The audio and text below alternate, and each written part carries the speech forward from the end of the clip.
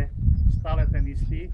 Chceme prepojiť toto trojmedzie jednoduchou nejakou cestou, tak aby sa dalo po nej prejsť automobilom, a to znamená, že chceme Slovensko prepojiť na Hrčavu cez Gorilov potok a do Poľska cez Čadečku.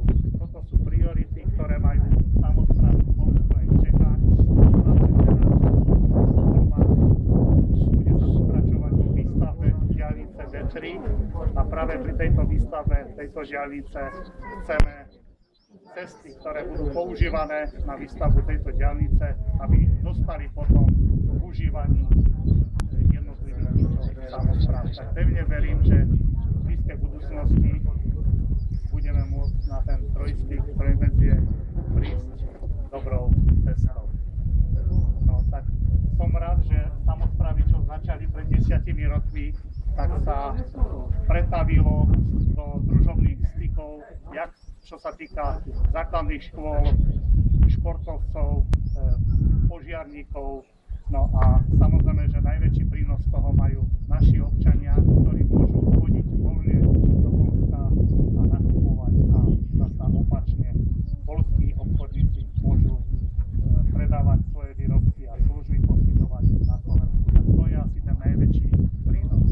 Ešte raz srdečná vďaka, že ste prišli a teším sa, že dnes tu spravíme pekný deň.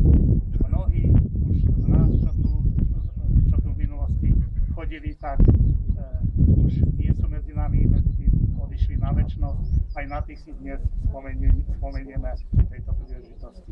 Ešte raz srdečná vďaka, že ste prišli a pekný príjemný.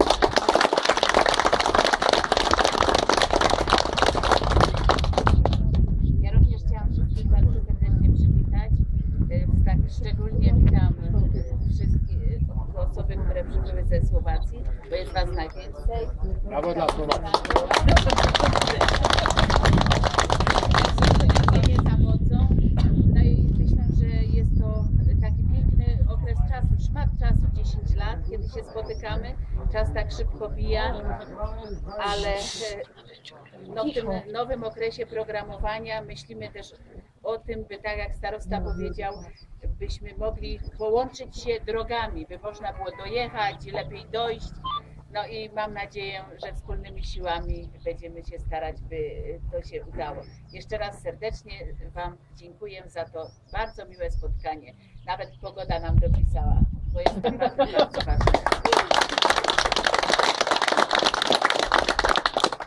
A mne dovolte, vážení priatelia, pripojiť sa k tomuto slavnostnému okamžiku, keď sme sa po nejakých 10 rokov, ja som sa k tomu nedávno pripojil k tejto krásnej tradícii, ale chcem povedať jedno, že tento pekný majk, ktorý sme tento rok postavili, aby bol tým symbolom, ktorý si všetci želáme,